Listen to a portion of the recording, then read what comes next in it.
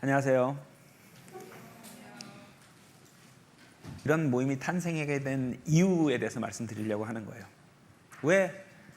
왜 이런 모임이 탄생이 됐을까? 이유는 저와 또 초반에 모인 이 교회 멤버들이 다 따지는 걸 포기할 수가 없었어요. 근데 그 따지는 것들이 그럼 이건, 그럼 이거 답을 얻어, 그럼 이건 답을 얻어, 그럼 이건, 이렇게 하다 여기까지 왔는데 명쾌하고 딱 떨어지고 명확한 어떤 답을, 논리적인 충돌이 전혀 없는 답을 찾을 때까지 포기하지 않는 그런 태도 때문에 결국 우리가 우리끼리 이렇게 모여서 공부를 하다 결국 여기까지 왔는데요. 기독교라는 이 신앙은 다른 신앙과 굉장히 다른데요. 그 이유는 착하게 살아야 한다는 건 똑같아도 죽은 후에 사후 세계를 결정하는 가장 큰 변수가 우리가 착하게 사는 것이 아니라는 겁니다. 이게 핵심 중에 핵심이에요. 지구상에 있는 모든 종교는 착하게 살면 죽어서 이제 복을 받는다는 거죠. 천국, 지옥을 결정하는 가장 중요한 변수가 내가 착하게 사는 것이 아니라는 것. 이게 기독교의 아주 본질적인 차이입니다. 착하게 살 수 없기 때문에, 즉 죄를 계속 짓고 앞으로도 지을 것이기 때문에 이 죄에 대한 벌을 누가 받아주셨다는 거예요. 굉장히 이상한 개념이에요, 여러분. 다른 종교에는 나오지 않는 아주 이상한 개념이란 말이에요. 너 자꾸 죄 지으면 안 돼. 이 얘기는 공통이에요. 물론 성경도 죄 지으면 안 된다고 계속 말을 하지만, 다만 천국에 가려면 죄가 하나도 없어야 되기 때문에 그건 너희가 못해. 그래서 그냥 너희가 지은 모든 죄에 대한 벌을 내가 받았어 대신. 이상한 거예요. 인간 수준에서 안 나오는 개념인 거예요. 그래서 다른 종교에는 이런 개념이 없어요. 여러분, 지구상에 있는 모든 종교를 한번 확인해 보시고 공부해 보세요. 세상에 내가 평생 죄를 많이 지을 거기 때문에 창조주 하나님께서 이 땅에 오셔서 그 죄에 대한 벌을 대신 받아주셨다는 이런 메시지를 가진 종교는 없어요. 왜냐하면 아니 여러분, 성경을 가지고도 이걸 못 믿어요. 성경을 믿으면서도 똑같이 착하게 살아야 천국 가는 줄 알아요. 성경을 가지고도 그러는 와중에 성경 바깥에 그런 논리가 있겠습니까? 여러분, 없어요. 제가 다 확인해 봤어요. 말도 안 되는 거예요.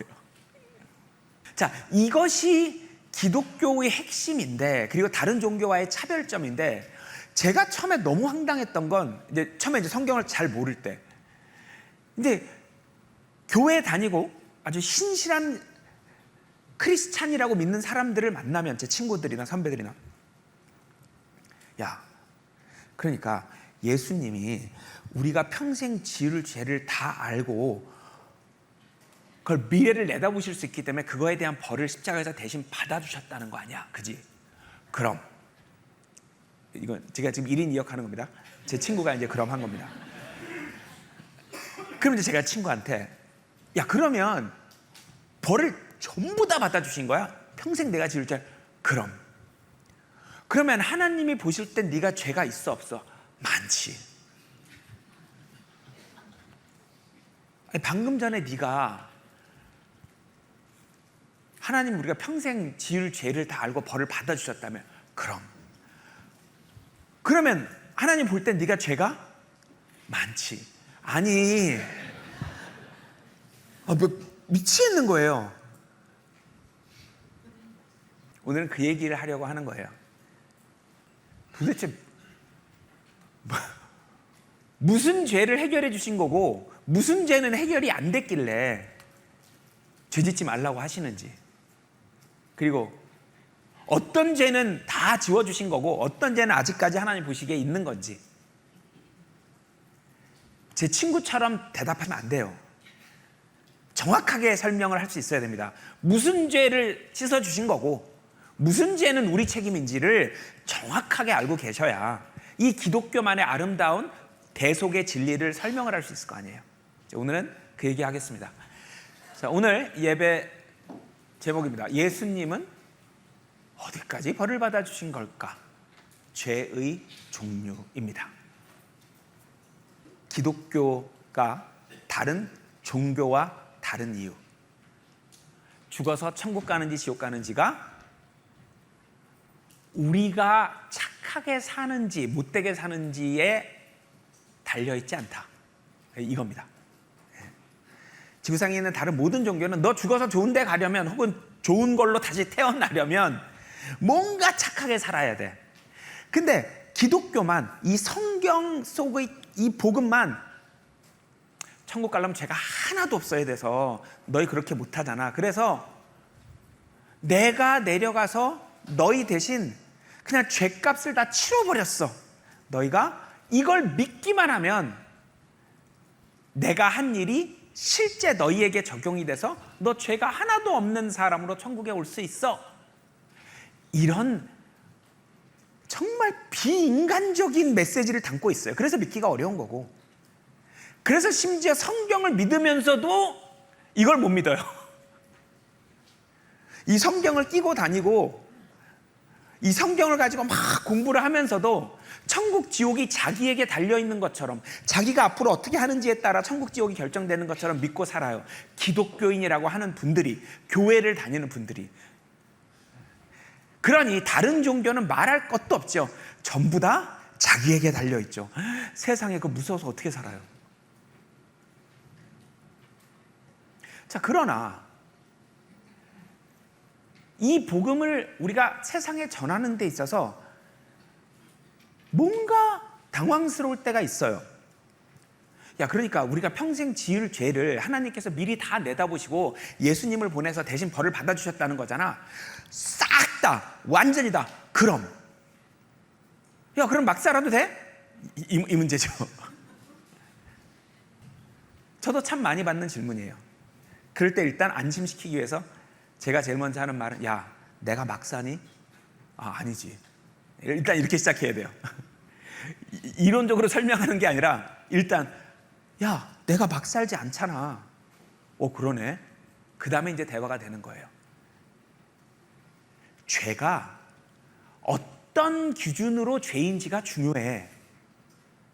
그 다음부터 이제 오늘 배울 내용을 설명하시면 됩니다. 죄의 종류입니다. 자, 죄는 우선 크게 보자면 두 가지입니다. 아담이 금지된 그 선악과를 먹고 죄를 지었을 때 하나님이 그 죄에 대한 벌을 내리셨죠. 왜? 하나님은 정의로우시니까 못 넘어가십니다. 벌을 내리셨는데, 이제 데살로니가전서 5장에 보면 인간은 영혼 몸으로 구성되어 있는데 영이나 혼은 벌을 내리실 수가 없었어요. 거기는 때리실 수가 없었어요. 왜? 영혼에 문제가 생기면 하나님을 못 찾아와요. 아버님 집을 다시 찾아와야 되는데 이 영혼이 다 결정적인 역할을 하기 때문에 여기는 하나님이 손대시지 않았어요. 어디를 때리셨냐? 몸을 때리셨어요. 그래서 저주가 벌인데 이 저주를 몸에 내리셨죠. 그래서 그 다음부터 이 몸이 악한 욕구를 막 일으키게 됐어요. 그래서 이 몸에 있는 막 죄짓게 만드는 그 욕구 있죠. 그 욕구 자체를 죄라고 합니다. 그 욕구 때문에 짓게 된 죄도 죄라고 해요. 두 가지를 다 성경에서는 죄라고 합니다. 죄를 짓게 만드는 그 욕구 자체도 죄라고 하고, 그 욕구 때문에 그 욕구에 넘어가서 지은 죄도 죄라고 합니다. 이상해요. 자, 이 개념은 성경 전체에 계속 반복됩니다. 우선 볼게요. 말씀, 예수님 본인, 당신 자체를 말씀이라고 합니다. 근데 예수님이 하신 말씀도 뭐라고 해요? 말씀이라고 해요. 말씀이 하신 말씀, 이렇게 생각하시면 됩니다. 자, 여기 볼게요. 위에 바탕이 있는 말씀은 예수님 본인 스스로를 말하는 겁니다. 이 밑에 말씀은 그 말씀이신 예수님이 하신 말씀을 말해요. 그러니까 이렇게 말씀의 의미가 성경에 두 가지가 나오는 거예요. 비교해서 읽어보겠습니다. ヨハネによる福音書。一章一節、14節。はじめに言葉があった。言葉は神と共にあった。言葉は神であった。そして言葉は肉体となり、私たちのうちに宿った。マタイによる福音書。8章8節から9節。そこで百卒長は答えて言った。主よ、私の屋根の下にあなたをお入れする資格は、私にはございません。ただ、お言葉をください。そうすればしもべは治ります。私も、私の下にも兵卒がいまして、一人の者に行けと言えば行き、他の者に来いと言えば来ますし、また、しもべにこれをせよと言えば、してくれるのです。그러니까 예수님 당신 본인도 말씀이라고 하지만 이분이 하신 말씀도 말씀이라고 하는구나. 인간들이 제일 많이 하는 말은 무슨 뜻이에요? 내 말은 그 뜻이 아니라 그 말로 나를 판단하지 말고 뭐 이런 얘기를 많이 하잖아요. 왜? 인간은 말실수를 많이 하고 또 심지어 내 말은 이상하게 다르게 나올 경우가 있단 말이에요. 그래서 그 말과 그 사람 사이에 간극이 있어요. 근데 예수님은 말실수를 안 하시기 때문에 그냥 하신 말씀이 말씀이라고 생각하셔도 되고, 차이가 없는 것이죠. 그래서 다시 한번 성경에서 말씀 그러면 예수님이 말씀이시고 말씀 그 자체이시지만 그분이 하신 말씀도 말씀이다. 말씀의 의미가 두 가지구나. 자, 빛입니다. 예수님 당신 그 자체가 빛이라고 되어 있죠. 근데 그 빛이 비추는 빛도 빛이라고 합니다. 의미가 두 가지예요. 그 말씀이신 분이 빛이시지만 그 말씀이신 분이 말씀을 했을 때 이 말씀에 있는 그 명철, 사람을 알게 해주는 그것도 빛이라고 하는 거예요. 빛의 의미가 이렇게 두 가지예요. 자, 여기 보면 고린도후서 한 절 안에 두 뜻이 다 나옵니다. 그죠? 읽어보도록 하겠습니다. コリント人への第二の手紙。4章6節。闇の中から光が照り入れよ、と仰せになった神は、キリストの顔に輝く、神の栄光の知識を明らかにするために、私たちの心を照らしてくださったのである。詩編。119編130節。御言葉が開けると光を放って、無学な者に知恵を与えます。 자, 바탕이 있는 빛은 뭐예요? 예수님 자체를 말씀하시는 거고, 그 말씀에 있는 빛도 빛이라고 하는 겁니다. 말씀이 들어오면서 우리가 이걸 빛이라고 하는 거예요. 그 명철, 깨달음, 그걸 빛이라고 하는 것입니다. 뭐예요? 빛의 의미가 두 가지구나. 자, 이런 반복되는 패턴이 있단 말이에요. 그러면 죄도 간단하죠. 이 몸 안에 있는 죄성도 죄고 그 죄성 때문에 짓게 된 죄도 죄구나. 이 패턴이 이해가 되시죠? 자, 그러면 몸 안에 있는 죄성은 무엇이냐? 우리의 조상인 아담이 죄를 지었을 때 하나님이 이놈을 때리긴 때려야 되는데 어딜 때리지? 영혼 몸증에 몸을 때리자. 그때 몸이 저주를 받았고 그 다음부터는 몸에 뭐가 생긴 거예요? 막 죄를 짓게 하는 죄성이 생긴 거예요. 이 죄성을 죄라고 하는 거예요. 읽어보겠습니다. 創世記3章17節から18節。あなたが食べるなと私が命じた木から取って食べたので、地はあなたのために呪われ、茨とアザミとを生じ. 자, 여기서 파란색은 의인의 혼을 말합니다. 붉은색은 죄를 지은 죄인의 혼을 말합니다. 이 흑색깔 테두리는 죄성이 없는 흙으로 된 몸을 말하고요. 이 보라색 테두리는 저주를 받아서 막 죄를 짓게 만드는 그 죄성이 들어가 있는 몸을 말하는 것입니다. 자, 그래서 어떻게 된 거예요? 아담이 죄를 지었어. 하나님 앞에 죄인이 된 거야. 그래서 하나님이 그것에 대한 벌로 몸에 죄성을 저주로 내리신 거죠. 그 다음부터 몸에는 죄성이 사는 거예요. 그걸 이제 가시나무들과 엉겅퀴들을 낸다 이렇게 표현되어 있는 것입니다. 뭐예요? 막 죄짓게 만드는 그 죄성.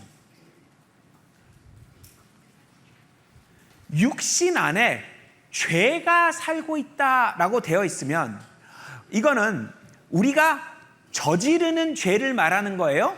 죄성을 말하는 거예요. 죄성을 말하는 것이죠. 읽어보도록 하겠습니다. ローマ人への手紙。7章18節、20節。私の肉のうちには、善なるものが宿っていないことを私は知っている。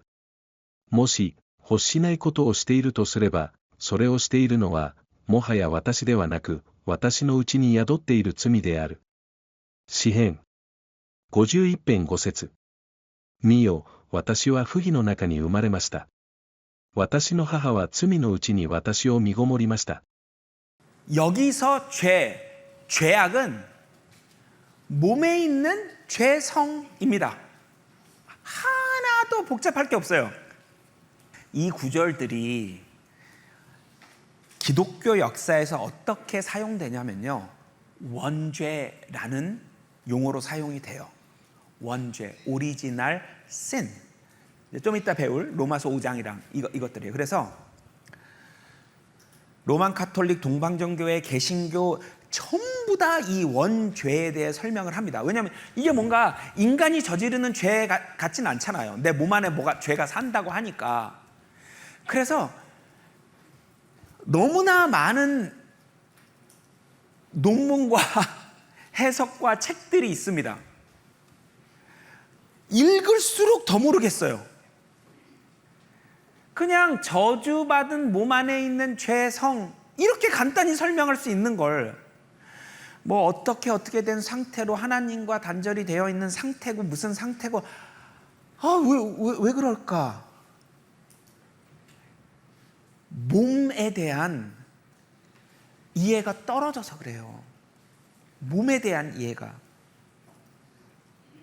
그러니까 지금 이 순간까지도 모든 신학대에서 부활이 몸이 바뀌는 거라는 것을 모르고 죽었다 살아나는 거라고 가르치고 있어요. 전 세계에서 부활절만 되면 달걀 들고 다니면서 예수님 부활하셨다. 죽었다 살아난 게 부활인 줄 알고. 이게 신학이에요. 마찬가지입니다.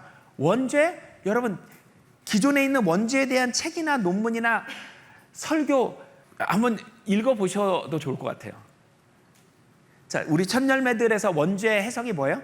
그냥 저주받은 몸 안에 있는 죄성 끝. 너무 쉽죠? 네, 이 죄짓게 만드는 죄성. 자, 그러면 이렇게 몸 안에 거하는 죄성을 일컫는 죄 말고 우리가 아는 죄, 우리가 즉 우리 혼이 이게 맞는 걸 알면서 틀린 선택을 할 때, 잘못된 선택을 할 때 그 죄에 대해서 한번 살펴보도록 하겠습니다. 자, 성경에서는 생명과 죽음 이 두 가지 종류가 있습니다. 몸의 생명과 죽음, 그 다음에 혼의 생명과 죽음. 몸의 생명과 죽음 우리가 아는 거죠. 심장 뛰면 살아있는 거고 심장 멈추면 죽은 거고. 혼의 생명과 죽음은 이제 혼이 우리의 의식이거든요. 우리가 잘못된 선택을 하고 죄를 지을 때 우리의 영이 하나님의 영이신 성령과 단절되는 걸 말합니다. 즉 그렇게 되면 우리가 하나님과 단절되고 분리됐고 그걸 혼이 죽었다고 말합니다. 자, 여기 보면 하나님께서 아담에게 너 죄 지으면 죽을 거야 라고 하셨는데 죄를 지으니까 이렇게 죽지 않았죠. 그냥 단절이 된 거죠. 즉 혼의 죽음을 말하는 것이죠. 그걸 하나님과 분리되는 거구나. 그래서 죄를 지으면 혼이 죽는다. 즉 우리의 영이 성령과 단절된다는 걸 알 수가 있습니다. 자, 그 잘못된 선택, 우리가 아는 죄 살펴보도록 하겠습니다. 新明記30章19節から20節私は命と死、および祝福と呪いをあなたの前に置いた。あなたは命を選ばなければならない。そうすれば、あなたとあなたの子孫は生きながらえることができるであろう。すなわちあなたの神、主を愛して。そうすればあなたは命を得、かつ長く命を保つことができ。イザヤ書59章2節ただ、あなた方の不義があなた方と、あなた方の神との間を隔てたのだ。また、あなた方の罪が、主の顔を覆ったために、お聞きにならないのだ。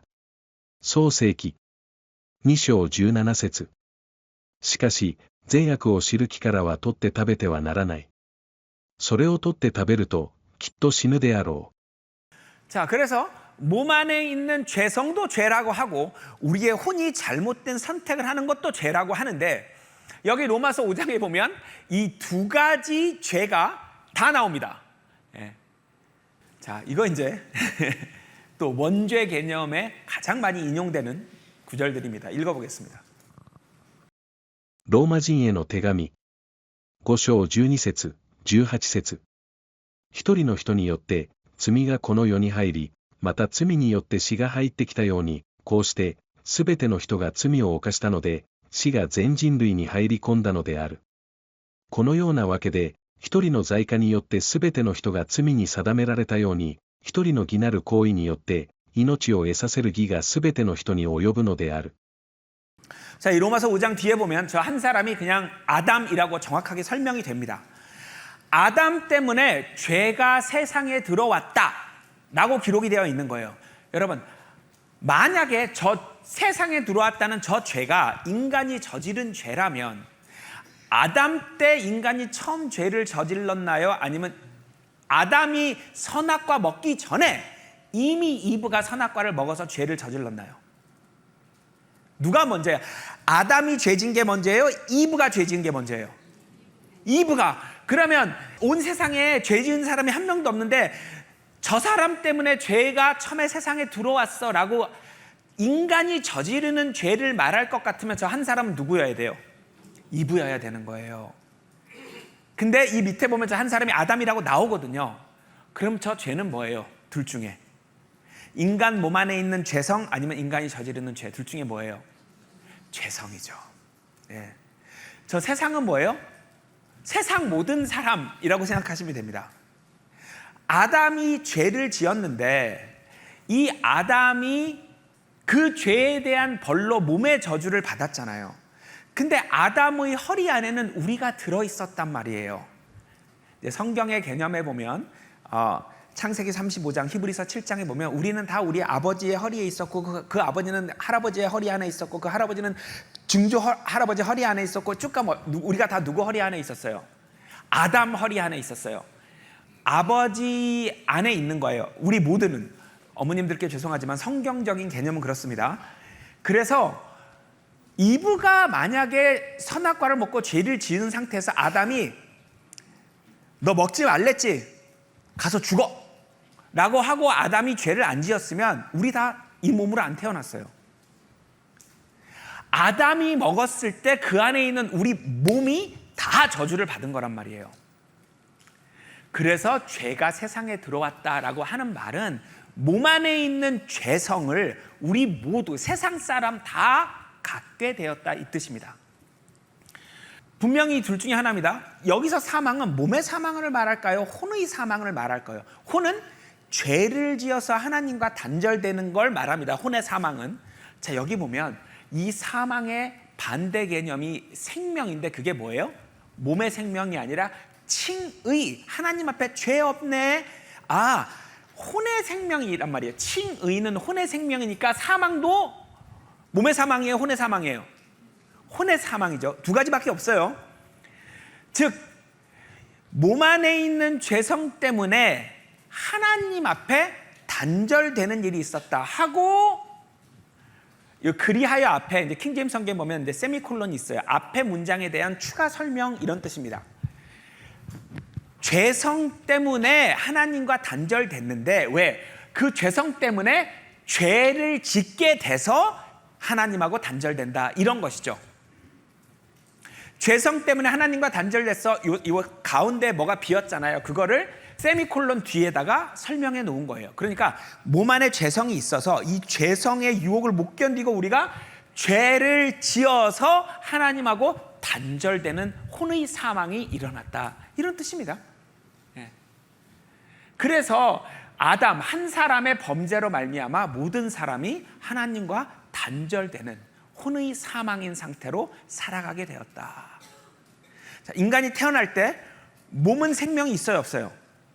몸은 생명이 있는 상태로 태어납니다. 혼은 생명이 없는 상태로, 죽은 상태로 태어나는 겁니다. 예. 자, 생명과 사망, 생명과 죽음은 따로 강의를 자세히 보시면 좋을 것 같아요. 원죄라는 개념을 쓰고 싶으면 그냥 저주받은 몸 안에 있는 죄성, 예. 저 죄는 뭐예요? 그냥 이 보라색 저주받은 몸뚱아리 안에 있는 죄성이요. 예. 그러니까 삼위일체도 그렇고 원죄도 그렇고 성경에서 이해하기 어려운 거를 이해하도록 돕는다고 만든 용어인데 나중엔 이 용어 때문에 이해를 못해요. 이해가 되나요? 성경에 뭔가 어렵고 복잡한 개념이 있어. 이걸 사람들이 어떻게 해야 잘 이해할까 해서 어떤 용어를 만들어. 삼위일체, 원죄. 용어가 성경에 안 나오는 용어잖아요, 둘 다. 그러니까 이 용어 때문에 나중에 성경을 이해하기 어려워져요. 자, 이 보라색 테두리, 저주받은 몸 안에 있는 죄성, 이걸 원죄라고 할 거면 원죄라고 하시면 됩니다. 그 다음에 이 붉은색 혼, 그 죄성 때문에 결국 죄를 지어서 하나님 앞에 죽어있는 죄인의 혼, 이렇게 보시면 됩니다. 어렵지 않죠? 자, 그러면 죄인은 무엇이냐? 몸 안에 죄성이 있다고 죄인인 것은 아닙니다. 혼이 잘못된 선택을 하는, 즉 저지르는 죄를 범했을 때 죄인이 되는 것입니다.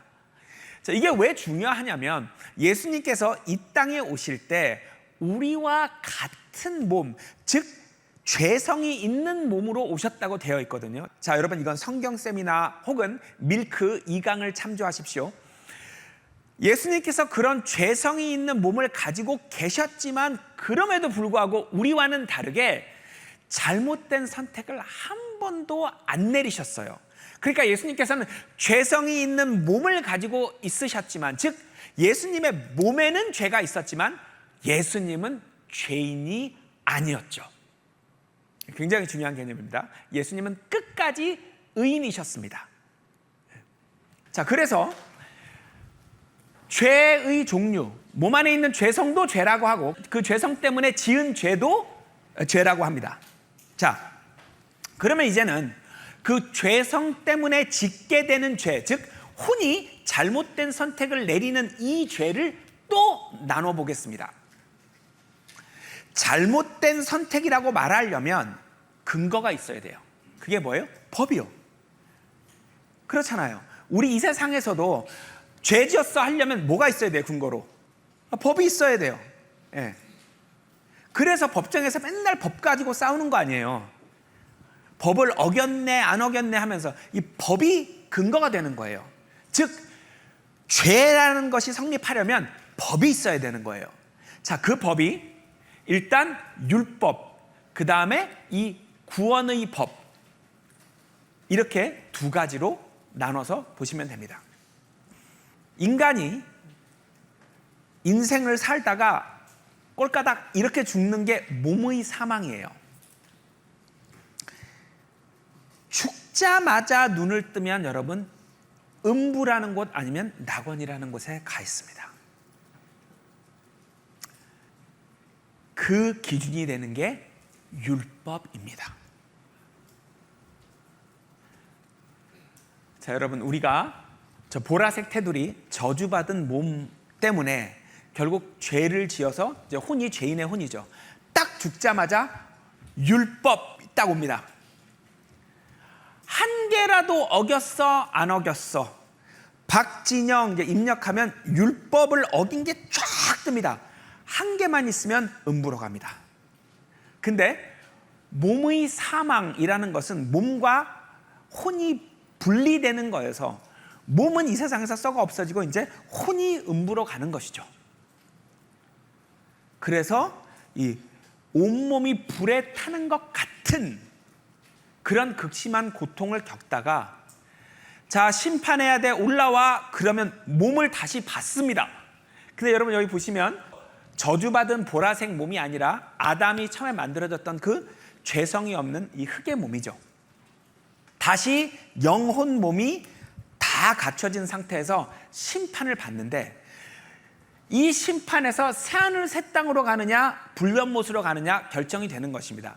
둘 중에 한 군데에 가면 이제 영원히 나올 수가 없는 것입니다. 이때 기준은 뭐냐? 어린 양의 생명책에 이름이 있느냐 없느냐입니다. 복음을 온전히 믿어서 거듭나지 않고 죽으면 이렇게 되는 거예요. 네. 딱 죽었더니 율법이 딱 앞에 있어. 한 개만 어겨도 음부로 가. 몸은 없어. 혼이 가서 극심한 고통을 겪다가 천년왕국까지 못 나오다가 천년왕국 끝에 자 나와 하면 몸을 입고 나가. 근데 이때 입은 몸은 온전한 몸이어서 하나님이 잘못을 지적하면 다 이해가 돼. 싫어요, 억울해요, 이런 사람 한 명도 없어요. 왜? 이 몸이 온전한 몸이어서 다 맞다는 걸 압니다. 우리가 심판을 받아들이고 순순히 영원히 하나님하고 단절된, 여러분 음부에서 느끼는 혼의 고통에 이제 몸까지 붙었잖아요. 더 괴롭습니다. 여기 이제 영원히 사는 거예요. 자, 이것이 우리가 타고난 운명인데 이 팔자를 바꾸는 것이죠. 죽자마자 어느 대기실에 갈 건지인데요. 죄인 대기실로 갈 건지 의인 대기실로 갈 건지, 이거 대기실 가는 거예요. 심판 전에. 그 대기실을 결정하는 것이 율법이다. 자, 읽어보도록 하겠습니다. ローマ人への手紙3章20節立法によっては罪の自覚が生じるのみである。6章23節罪の支払う報酬は死である。ヤコブの手紙2章10節なぜなら立法をことごとく守ったとしてもその一つの点にでも落ち度があれば全体を犯したことになるからである。ガラテヤ人への手紙3章10節立法の書に書いてある一切のことを守らず、これを行わない者は皆呪われると書いてあるからである。 자, 이 사망이 두 가지가 있어요. 이 음부에 가는 걸 성경에서는 이제 첫째 사망이라고 생각하시면 됩니다. 왜? 이 불면못에 가는 걸 둘째 사망이라고 하기 때문입니다. 그래서 율법을 어기면 이 음부에 가는 것입니다. 첫째 사망이죠. 그러니까 음부에 안 가고 낙원에 가려면, 의인들 대기실에 가려면 율법을 한 개도 어긴 게 없어야 돼요. 그리고 언제나 모든 율법을 완벽히 평생 지켰어야 되는 거기 때문에 이 율법을 딱 들이댔을 때 낙원에 갈 수 있는 사람이 없는 거예요. 자, 둘째 사망 뭐예요? 아까 부활해서 최종 심판대에 서서 새하늘 새 땅인지 불변못인지 결정되는 그 심판을 이제 둘째 사망이라고 하는데요. 생명책에 이름이 있느냐 없느냐, 이거 하나가 결정하는 것입니다. 읽어보도록 하겠습니다. ヨハネの黙示録20章11節から12節14節から15節大きな白い御座があり、そこにいます方があった。天も地も御顔の前から逃げ去って跡形もなくなった。また死んでいた者が大いなる者も小さき者も共に御座の前に立っているのが見えた。数々の書物が開かれたが、もう一つの書物が開かれた。これは命の書であった。死人はその仕業に応じ、この書物に書かれていることに従って裁かれた。第二の死である。この命の書に名が記されていない者は皆火の池に投げ込まれた。 이 어린 양의 생명책 뭐예요? 예수님이 내 구세주시구나. 내가 예수님 덕분에 살았구나. 내 이름이 어린 양의 생명책에 딱 쓰여져 있구나.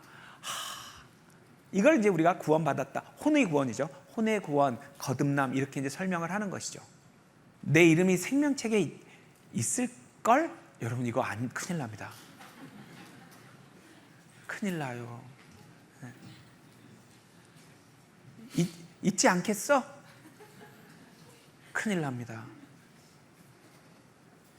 아니, 당신이 뭐라 그러건 말건 상관없어. 당신 이름 있는 거 확실해? 이거 봐 이렇게 할 수 있고 이렇게 당신이 어떻게 그걸 알아? 됐어요 그냥. 그럼 뭐 없다고 해요. 자기 있는 걸 아는데 뭘 자꾸 막 따지고 귀찮게 하니까 뭐 일일이 설명하기도 어렵고 막 아이고 그런 확신이요. 자 그러면 그 예수 그리스도의 믿음을 선물 받아서 정말 예수님 십자가의 대속에 믿어져서 생명을 얻은 그 사람들, 생명책 안에 이름이 있단 말이에요. 바울이 말했죠. 이들의 이름이 생명책에 있느니라. 여기 가면 어디로 갑니까? 이름이 있는 사람은 새하늘 새 땅 가는 거예요. 왜? 나는 믿었기 때문에, 나는 믿고 있기 때문에 나 여기 가는 거예요. 문제는 뭐예요? 이게 문제잖아요. 여기는 생명책의 기준이 아니에요. 그래서 진짜 예수님을 참으로 믿고 생명을 받은 사람은 여기 안 간단 말이에요. 왜? 여기 이름이 있기 때문에. 그러면 예수님께서 우리 대신 벌을 받아주셔야 한다면 불련못에는 가실 필요가 있어요? 없어요? 없죠. 여기만 가주시면 되는 거예요. 첫째 사망, 육신의 사망, 그리고 음부에 가시는 이 일만 해주시면 짜잔 해결이 되는 것이죠. 제가 복음을 전하면서 속으로 너무 괴로웠던 게 있어요. 아니 우리 대신 벌을 받아주실 거면 불연못에도 가주셔야 되는데 왜 안 가주셨지? 이걸 행여나 누가 물어보면 뭐라고 설명하지? 모른다고 해야지 뭐 하다가 우리 작년 광주 세미나 시작하기 며칠 전에 제가 우리 총무들하고 이렇게 저렇게 하다 총무들끼리 티키타카를 하다가 맞아 우리 어차피 여기 안 가네, 여기는 가주실 이유가 없네를 알게 된 거예요. 그리고 광주 세미나 끝나고 Q&A 하는데 어떤 분이 딱 물어보셨죠. 우리 대신 벌 받아주셨다면서 여기는 왜 안 가주셨어요? 마치 언제나 알고 있었던 것처럼 자신감에 찬 목소리로 대답을 했죠. 여러분 이런 이야기가 기존에 있는 신학, 해석이나 설교나 논문이나 책에는 없습니다.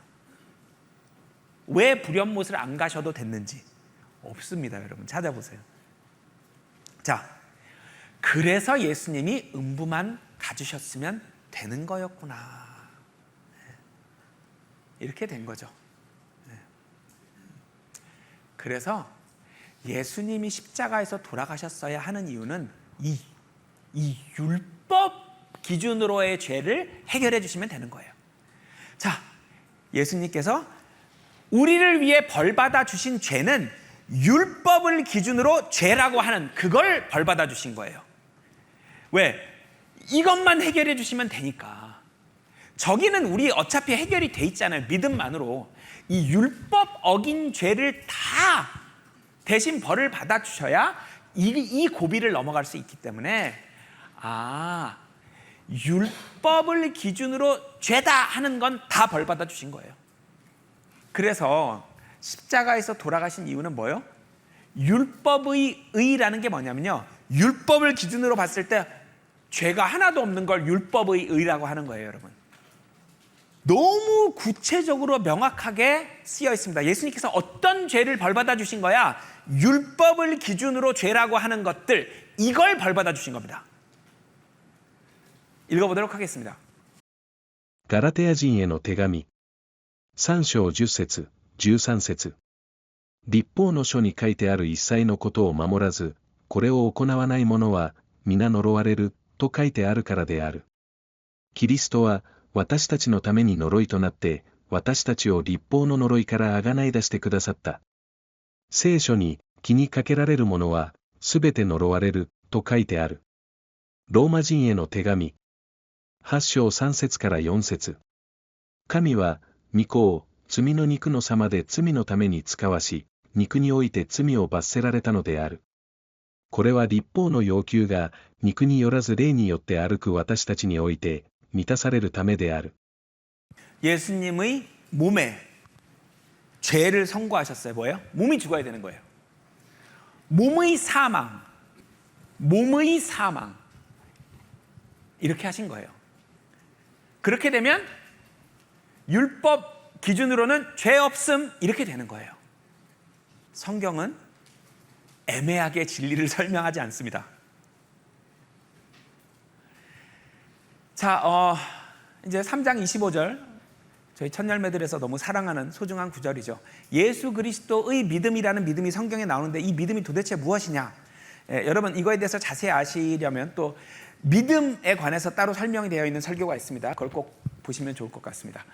자, 예수님께서 본인의 피를 믿으셨기 때문에 화해 헌물이 되실 수 있었다라는 말씀은 화해 헌물이 되려면 죄가 없어야 됩니다. 왜냐하면 다른 사람의 죄를 대신 벌받아 주는 게 화해 헌물이거든요. 근데 본인이 죄가 있으면 본인 죄 때문에 본인이 죽어야 하기 때문에 남의 죄를 대신 벌받아 줄 수가 없는 거죠.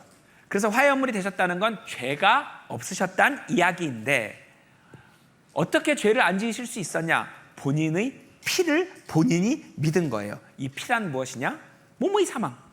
여기 육신의 죄, 몸의 사망. 왜? 몸의 생명이 어디에 있다? 육체의 생명은 어디에 있다? 피에 있다. 피 흘림, 몸의 사망. 그래서 본인이 몸의 사망의 결과를 믿은 거예요. 하나님께서 예수님을 내려보내실 때 너 내려가서 저 많은 사람을 위해서 몸의 죽음을 겪으면 내가 이 모든 사람들 율법으로는 죄 없다고 인정해 줄게. 이런 약속을 아버지가 하셨는데 예수님께서 내려오시면서 아버님이 하신 그 말씀을 믿은 거예요. 이 믿음을 예수님께서 만드신 거예요. 그래서 예수님이 우리 믿음의 author이자 finisher라고 킹제임스 성경은 히브리서 12장 2절에서 말하죠. 그 믿음을 통해서는 과거의 죄들을 용서받는 거예요. 근데 이걸 또 잘못 해석해서 악용해서 예수님이 십자가에서 벌받아 주신 죄는 뭐예요? 내가 오늘까지 지은 죄, 과거의 죄, 이렇게 해석을 하는 사람들이 있는 거예요. 그래서 앞으로 살면서 짓는 죄는 어떻게 해야 돼요? 내가 책임지고 내가 씻어야 되는 거야. 그럼 이제 어떻게 해요? 다시 율법을 지켜. 야, 이런 답답하고 속상한 일이 있는 거예요. 여기서 과거의 죄라는 건 옛날 죄를 말하는 거고, 옛날 죄는 옛날 계명을 기준으로 죄라고 말하는 걸 옛날 죄라고 하는 거예요. 즉 율법을 기준으로 죄라고 하는 것을 과거의 죄라고 하는 겁니다. 왜? 율법이 과거 계명이거든요. 서로 사랑하라 새 계명, 율법 옛 계명, 옛 계명 어기면 옛 죄, 과거의 죄, 이렇게 되는 거예요. 자, 여기서 보면 율법을 옛 것, 옛 언약, 옛 계명 이렇게 이제 말하거든요. 읽어보겠습니다. ローマ人への手紙。3章25節。神はこのキリストを立てて、その血による信仰をもって浮くべき贖いの備え物とされた。それは神の義を示すためであった。すなわち、今までに犯された罪を、神は忍耐をもって見逃しておられたが。ヘブル人への手紙。8章13節、9章15節。神は、新しいと言われたことによって、初めの契約を古いとされたのである。年を経て古びたものは、やがて消えていく。それだから、キリストは新しい契約の中保者なのである。それは、彼が初めの契約の下で犯した罪過をあがなうために死なれた結果、召された者たちが、約束された永遠の国を受け継ぐために他ならない。 자, 여러분, 첫 유언 언약 뭐예요? 구약, 율법이란 말이에요. 율법을 기준으로 불법이야 라고 하는 거는 다 예수님 벌 받아 주신 거예요. 왜? 그 옛 계명이고 그걸 과거의 죄들이라고 것입니다. 자, 논리적으로 빈틈이 없습니다. 성경은 정확하게 알면. 몸 안에 있는 죄성, 저주받은 몸 안에 있는 죄성, 이걸 이제 죄라고 하는데요. 이제 우리가 공부했죠. 자, 우리 이 저주받은 몸 안에 있는 죄성을 죄라고 하죠. 이것도 해결을 해야 합니다. 몸이 저주를 왜 받았죠? 인간이 죄를 지었기 때문에 그 대가로 저주를 받은 것이죠. 몸 안에 죄성이 생겼는데 이걸 풀어버려야 할 거 아닙니까? 그럼 어떻게 돼요? 이 죄값을 치르면 되는 것입니다. 그걸 예수님이 해주신 거예요. 그래서 죄성이 없는 몸, 거기서 끝나는 게 아닙니다. 죄성이 없는데 죄성이 생길 확률도 없는 몸, 새 몸을 주신다는 거예요. 이것 때문에 예수님이 십자가에서 돌아가신 거예요. 그리고 예수님께서는 부활이라는 걸 하셨습니다. 자, 여러분, 이 부활은 기존에 교회에서 신학대에서 가르치는 내용이 다 잘못됐습니다. 부활은 이 저주받은 죄성이 있는 몸이 죄성이 전혀 없고 죄의 유혹에 조금도 넘어가지 않는 몸으로 바뀌는 것을 부활이라고 합니다. 자, 이거는 따로 우리 성경 세미나 혹은 부활이라는 제목의 설교를 보시면 자세히 나옵니다. 자, 그리스도의 부활, 예수님의 부활, 이제 이런 말을 성경에서 사용하는데요. 성경에서 죽었다가 살아난 사람들이 10명이 넘어요. 그 중에 단 한 명에게라도 어머, 유두고가 부활했네, 도르카가 부활했네, 이런 말 한 적이 있을까요, 없을까요? 단 한 번도 없습니다. 어머, 나사로가 부활했네, 그러지 않습니다. 왜? 죽었다 살아났지만 그 죄성이 있는 몸으로 다시 들어갔기 때문에, 몸이 안 바뀌었기 때문에 부활했네 라는 말을 안 하는 것입니다. 예수님만 몸이 바뀌셨죠. 그리고 우리에게 예수님의 몸이 우리 몸이야, 너희도 그런 몸 받을 거야. 자, 그 몸을 받으면 이제 몸 안에 죄성이 없을 뿐더러 죄에 반응하지도 않는 그런 몸을 갖게 되는 것입니다. 그걸 부활이라고 하는 것이에요. 읽어보겠습니다. 使徒行伝2章31節キリストの復活をあらかじめ知って、彼は読みに捨て置かれることがなく、また、その肉体が朽ち果てることもないと語ったのである。コリント人への第一の手紙。15章42節、49節、54節から56節。死人の復活も、また同様である。私たちは、土に属している形をとっているのと同様に、また、天に属している形をとるであろう。聖書に書いてある言葉が成就するのである。死よ、お前の勝利はどこにあるのか。死よ、お前の棘はどこにあるのか。死の棘は罪である。罪の力は律法である。 땅에 속한 형상, 뭐예요? 흙재질 몸. 하늘에 속한 형상, 하늘재질 몸. 예. 죄 안 짓는 몸.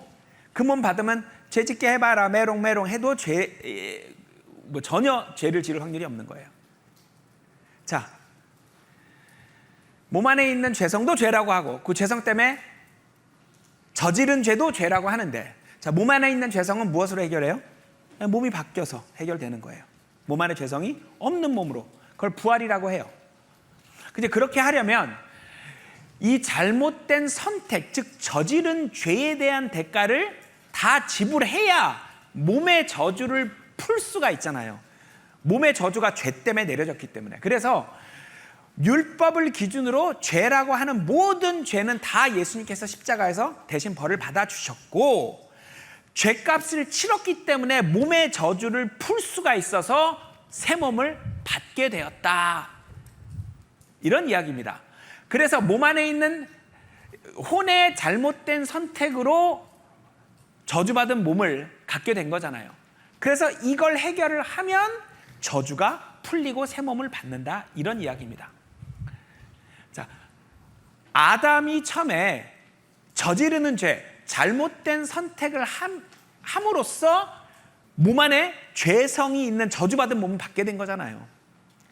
그래서 이 혼의 잘못된 선택, 즉 저지르는 죄의 죄값을 예수님 십자가에서 싹 치러주시면 저주가 풀리는 거죠.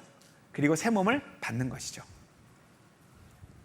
자, 그래서 생명책을 기준으로 새하늘 새 땅에도 가게 되는 것이죠. 예수님이 이런 일을 해주셨다는 걸 온전히 믿게 돼서 생명책에 이름이 탁 쓰여 있으면 이제 새하늘 새 땅 가는 것이죠. 자, 이제 두 죄 중에 그 혼이 내리는 잘못된 선택, 누가 최초로 이 죄를 저질렀죠? 아담이죠. 그러니까 아담이 잘못된 선택을 내린 결과로 몸이 저주를 받았는데, 우리가 아담 안에 있었다라는 하나님의 관점 때문에 우리까지 전부 다 이 몸을 받은 것이죠. 그죠? 그래서 아담의 잘못된 선택의 결과로 몸이 저주를 받았기 때문에, 그리고 우리가 그 안에 있어서 그 몸을 다 받았기 때문에 예수님께서 우리의 죄값을 다 치러 주시면 그 몸의 저주가 풀리는 것이죠. 그래서 저주가 풀리고 죄를 안 짓는 몸을 받게 되는 것, 그것이 부활이고, 이게 우리에게 주어진 부활의 약속인 것입니다. 이렇게 해서 죄 문제가 완전히 해결이 된 것입니다. 그러면 이제 우리가 마주해야 되는 질문이 있죠. 그럼 뭐야, 막 살아도 돼? 이 질문. 자, 새 계명을 주셨잖아요. 새 계명을. 옛 계명인 율법을 기준으로는 죄라고 하실 수가 없어요. 그러나 새 계명을 기준으로 또 죄졌네 하실 수는 있는 겁니다. 읽어보겠습니다. ヨハネによる福音書。13章34節。私は、新しい戒めをあなた方に与える。互いに愛し合いなさい。ガラテヤ人への手紙。3章23節から25節。信仰が現れる前には、私たちは律法の下で監視されており、やがて掲示される信仰の時まで閉じ込められていた。このようにして律法は、信仰によって義とされるために、私たちをキリストに連れて行く養育係となったのである。しかし、一旦信仰が現れた以上、私たちは、もはや養育係のもとにはいない。 자, 정당함 뭐예요? 상속자로서의 정당함, 하나님 아들으로서의 정당함, 새하늘 새 땅에 갈 수 있는 시민으로서, 통치자로서의 정당함을 얻게 되는 거예요. 어떻게? 믿음을 받아서, 믿음이 우리에게 계시되어서 말씀을 통해 어느 날 놀라운 예수 그리스도의 믿음이라는 걸 받게 되죠. 물론 회개한 사람에 한해서 받을 수 있죠. 인간의 믿음, 본인이 믿기로 결심한 상태인 사람에 한해서 예수 그리스도의 믿음을 주신다는 그 말씀 우리가 다 봤죠. 그래서 율법을 가지고 우리의 상태를 점검하고, 야, 큰일 났네, 나 죽자마자 음부에 가네 라고 해서 예수님이 하신 그 십자가 희생을 믿게 되는 거죠. 그러면 율법이 지도교사예요. 우리가 더 이상 지도교사 아래 있다 없다? 없다. 율법하고는 헤어져도 돼요, 안 돼요? 지도교사 아래 있대요? 아니, 없대요. 우리가 없어요. 이제 믿음을 받아서 거듭났으면 율법 아래 있지 않다고, 율법을 가지고 뭐라고 말할 수가 없는 거예요. 뭐만 있어요? 이제 서로 사랑하라.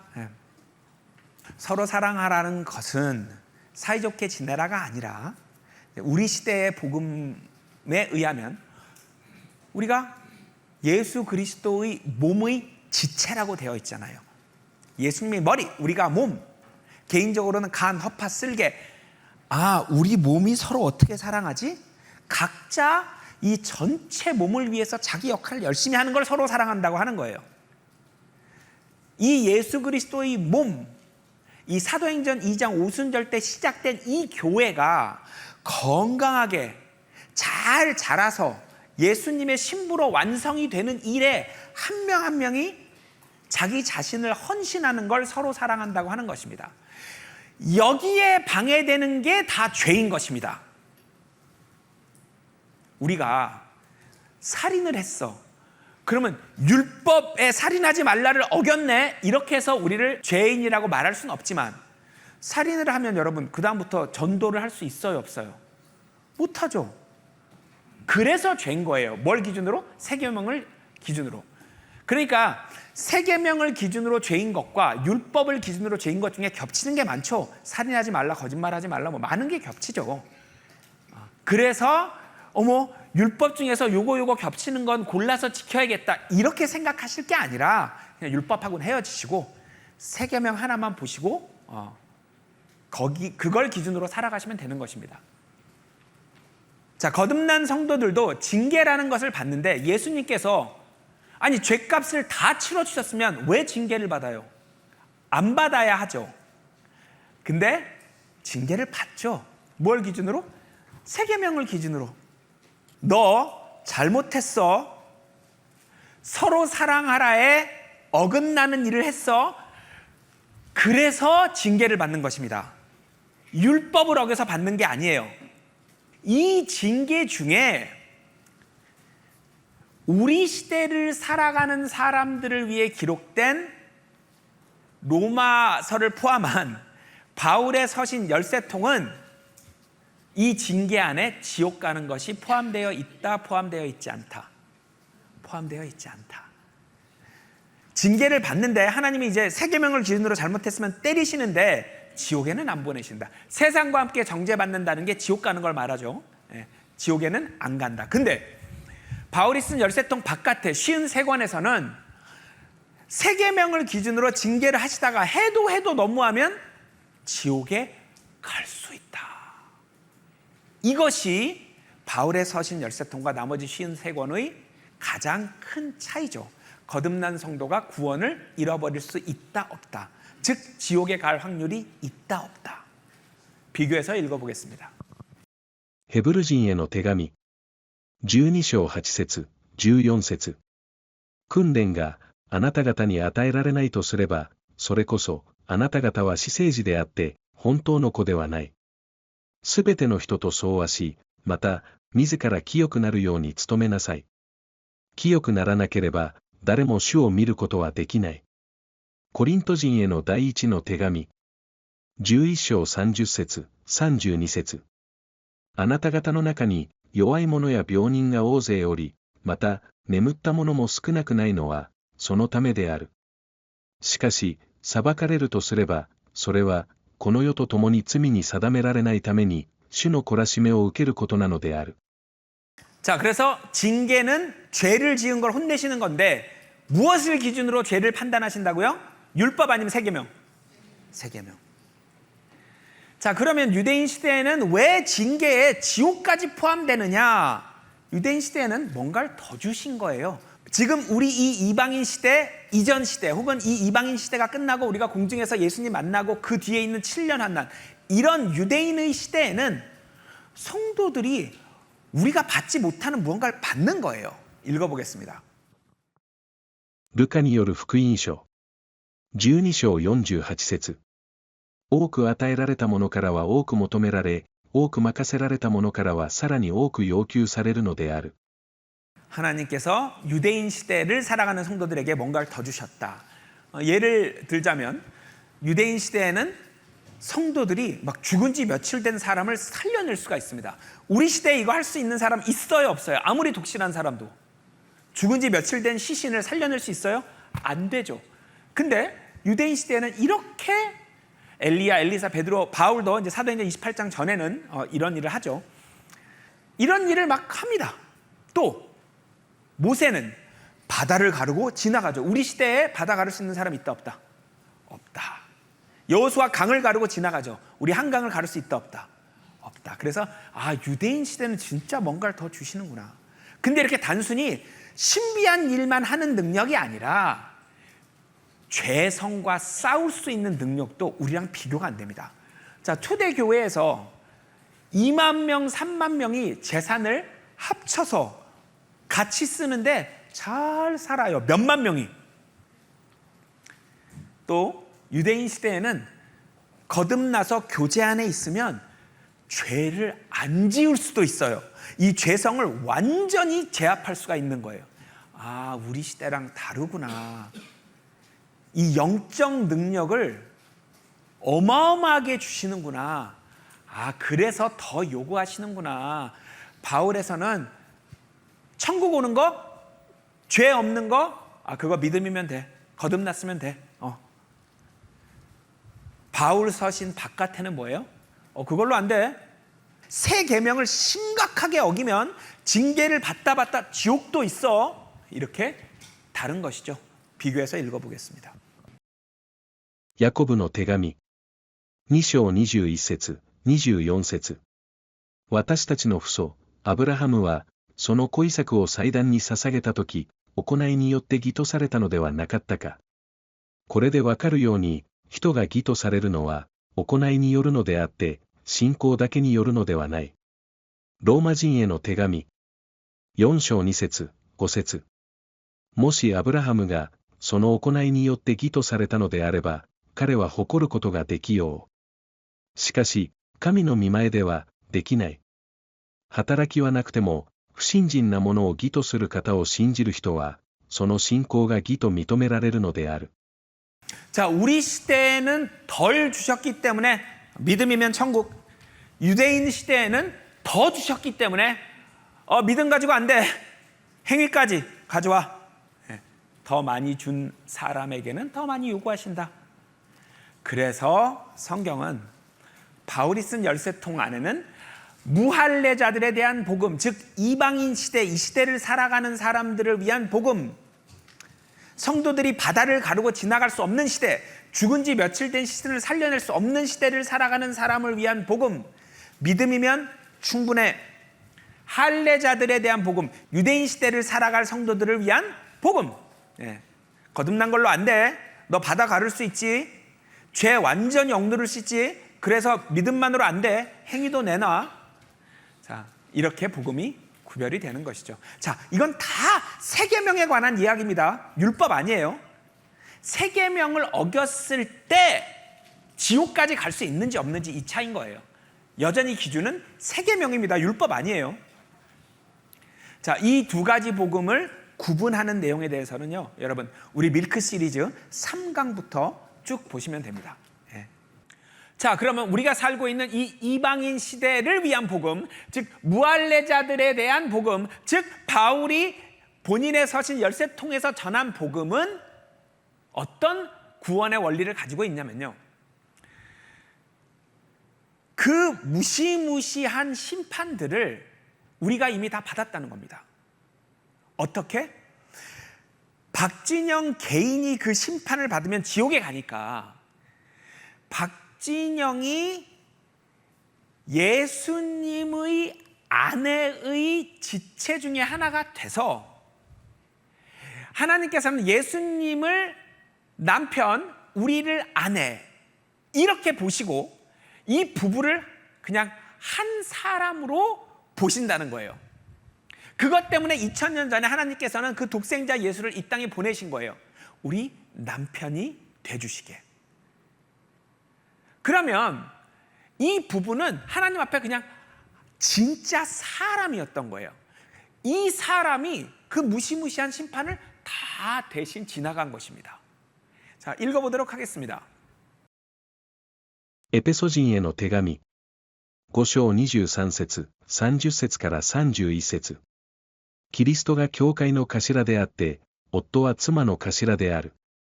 私たちは、キリストの体の主体なのである。人は、その妻と結ばれ、二人のものは一体となるべきである。왜 남편이 구원자이냐? 남편이 의인이면 아내는 그냥 의인 인정을 받습니다. 왜? 아내는 그냥 몸이니까. 중요한 건 머리, 남편, 대표가 누구냐? 이겁니다. 그래서 이 부부를 하나님이 한 사람으로 보시면 이렇게 되는 것이죠. 남편이 그리스도이기 때문에 이 거대한 사람, 이 부부 사람도 그리스도인 것입니다. 자, 편의상 제가 그 그리스도라는 말 옆에 대괄호를 붙였는데요. 이 대괄호가 붙으면 성경에는 없는 표시입니다. 이 거대한 이 개인 사람이 아니라 이 거대한 사람이라는 뜻입니다. 이 거대한 사람, 이 부부 사람의 이름도 예수입니다. 왜? 남편 이름이 예수면 부부의 이름도 예수. 남편이 그리스도면 이 부부도 그리스도인 것입니다. 그래서 이 사람이 모세의 율법 앞에 딱 섰어요. 그랬더니 어머, 모세의 율법 하나도 안 어기셨네요. 의인이 된 거예요. 왜? 예수님께서 한 번도 안 어기셨거든요. 근데 왜 음부를 가죠? 이 몸뚱아리, 즉 아내들이 빚이 있어요. 치러야 될 죄값이 있어요. 이 거대한 사람은 의인이지만 이 사람 안에는 빚이 있어요. 아내가 진 빚을 갚아야 몸의 저주를 풀고 이 죄성이 없는 몸을 받을 수가 있거든요. 그래서 이 거대한 사람이 모세의 율법 앞에 의인인데도 음부로 갔어요. 이 세상 모든 사람은 죄가 있어서 음부로 가는데 이 거대한 사람만 하나님께서 가라고 하셔서 간 겁니다. 그래서 유일하게 의인인 상태로 음부에 갔어요. 그러니까 성령이 단절이 안 됐죠. 그래서 이 성령이 음부에서 이 사람을 꺼내줬다고 로마서 8장이 이야기하는 것입니다. 이 아내들의 죄값인 첫째 사망, 음부의 고통, 사망의 고통을 다 겪으셔서 죄값을 치렀다 하고 죄의 결과로 받은 몸의 저주가 풀린 것이죠. 죄값을 지불하면 풀리는 것이죠. 그래서 완벽한 몸, 죄 안 짓는 몸으로 바뀐 것, 그것을 부활이라고 하는 것이죠. 그리고 어린 양의 생명책에 의해서 새하늘 새 땅에 가 있는 것입니다. 바울은 우리에게 이런 복음을 전해준 겁니다. 예수님께서 2000년 전에 오셨을 때 그 견딜 수 없는 모욕과 고통, 죽을 때까지의 고통, 죽은 후의 음부에서 고통을 다 겪으셨는데 너희 남편이 겪었으니까 너희가 겪은 거야, 너희 빚 다 갚았다고 인정을 해주시는 거예요. 자, 죽었다, 부활했다, 심판받았다, 이것이 다 바울의 서신 안에 기록되어 있습니다. 읽어보도록 하겠습니다. ローマ人への手紙6章5節もし私たちが彼に結びついてその死の様に等しくなるなら、さらに彼の復活のようにも等しくなるであろう。エペソ人への手紙2章5節から6節罪過によって死んでいた私たちをキリストと共に生かし、あなた方の救われたのは恵みによるのである。キリストイエスにあって共によみがえらせ、共に天上で座につかせてくださったのである。コリント人への第一の手紙12章27節あなた方はキリストの体であり、一人一人はその死体である。 여기에 있는 이 약속들은 바울이 쓴 바울 서신 열쇠통 안에만 있습니다. 즉 성도가 예수님과 함께 죽었다? 나머지 53권에 단 한 번도 안 나옵니다. 성도가 예수님과 함께 부활했다? 나머지 53권에 단 한 번도 안 나옵니다. 성도들이 이미 심판을 받아서 하나님 오른쪽에 앉아있다? 나머지 53권에 단 한 번도 안 나오는 메시지입니다. 왜? 바울의 복음 바깥에 있는 그 속죄제 복음은 심판을 개인 자격으로 받기 때문입니다. 물론 이 개인이 자기의 구원을 지킬 정도의 또 놀라운 영적 능력을 주시기 때문에 결론은 공평하긴 하지만 원리는 그렇게 다른 것입니다. 여기 요한계시록, 이건 바울 서신 바깥이죠. 생명책에서 이름이 지워질 수도 있대요. 세계명을 심각하게 어기면 생명책에서 이름이 지워질 수 있다, 이렇게 쓰여 있는 거예요. 읽어보도록 하겠습니다. ヨハネの黙示録3章4節から5節しかし、サルデスにはその衣を汚さない人が数人いる。彼らは白い衣を着て、私と共に歩みを続けるであろう。彼らは、それにふさわしいものである。勝利を得る者は、このように白い衣を着せられるのである。私は、その名を命の書から消すようなことを、決してしない。また、私の父と御使いたちの前で、その名を言い表そう。 자, 사르디스 교회 성도들에게 주시는 말씀이에요. 자, 너 구원의 의복 입었어. 근데 지금부터 그 깨끗한 옷 더럽히면, 심각하게 더럽히면 너 생명책에서 이름 지워져. 이렇게 정확하게 말씀하시는 거예요. 자, 여러분 보세요. 예수님께서 이거 다 해결해 주셨죠. 율법 기준으로 죄란 죄는 다 벌받아 주셨단 말이에요. 그래서 딱 죽으면 박진영 어머 죄 없네 낙원에 가서 대기하고 있다가 부활 딱 해서 빛의 몸으로 이제 생명책에 이름이 있으니까 사실 우린 개인적으로 심판을 받는 것은 아니죠. 바울의 복음과 나머지를 항상 계속 두 가지로 설명하니까 설교가 너무 길어지는데, 근데 우리는 사실은 예수님 몸의 지체로서 이제 이걸 다 겪은 거죠. 근데 이제 개인이라고 설정했을 때 이제 이렇다는 겁니다. 우리는 우리 시대를 살아갈 사람들을 위해 바울이 준 이 무할례자들을 위한 복음, 즉 바울의 복음에서는 우리가 예수님과 결혼해서 한 몸이 되는 거예요. 그죠? 예수님의 머리시고 우리가 몸이야. 개인적으로 지체야. 그래서 이 거대한 사람도 예수 그리스도라고 하는데 왜 남편 이름을 따라가는 거예요? 이 부부인 큰 사람의 이름이 남편 이름을 따라가죠. 이 사람이 율법 앞에 가면 죄가 있어요, 없어요? 없어요. 왜? 남편이 율법을 어긴 적이 없거든요. 그래서 이미 이 생명책을 통과해서 새하늘 새 땅에 앉아있다라는 약속의 말씀이 에베소서 2장이에요. 그러니까 이제 바울의 복음은 그냥 이 개인 자격으로 이걸 통과하는 이야기가 아닌 거예요. 아예 다른 이야기입니다. 예. 근데 아무튼 이제 오늘 비교를 하기 위해서 이런 원리를 가지고 있다는 거예요. 근데 이 사람이 개인이 아니라 예수님과 우리가 결혼해서 큰 사람인 상태로 겪게 되는 게 이제 바울의 복음인 거죠. 자, 아무튼 유대인 시대를 기준으로 얘기를 한다고 하면 예수님이 율법을 기준으로 저지른 모든 죄의 대가는 받아주셨네. 와, 낙원에 가서 기다리고 있다가 부활해서 천년왕국 시작 때 첫째 부활이라고 하는 그때 부활해서 땅땅땅 해서 이제 천년왕국 다스리다가 새하늘 새 땅 들어가는 거란 말이에요. 근데 자, 이런 사람들에게 세 계명을 주셨는데 그걸 심각하게 어기면 여기서 어떻게 될 수 있다고 돼 있어요? 지워질 수 있다고 돼 있는 거예요. 어린 양의 생명책에서 이름을 지운다는 것은 예수님께서 십자가에서 해주신 그 대속의 효과도 못 누리는 거예요. 그러면 심지어 이게 어디까지 가요? 여기까지 가는 거예요. 다시 생명책에 이름이 올라간다는 것은 예수님이 십자가에서 율법을 기준으로 죄라고 말하는 모든 것의 대가를 치러주셨다는 걸 믿은 거잖아요.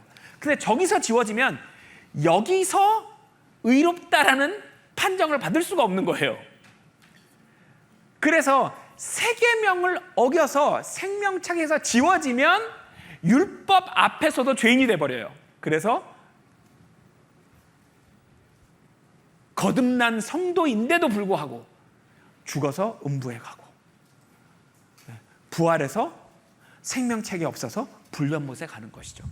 거듭난 성도에게도 이런 일이 일어날 수 있다. 단 우리 시대의 거듭난 성도들에게는 이런 일이 일어날 수가 없는 거예요. 왜? 개인 자격으로 심판을 안 받기 때문입니다. 그래서 두 복음의 차이를 인지하고 있는 것이 굉장히 중요합니다. 자, 결론입니다. 성경에서 죄라고 하는 것은 크게 보면 두 가지죠. 몸 안에 있는 죄성도 죄라고 하고 그 죄성 때문에 혼이 잘못된 선택을 내리는, 즉 저지르는 죄도 죄라고 하죠. 이 둘 다 해결을 해주신 것이 예수님이시죠.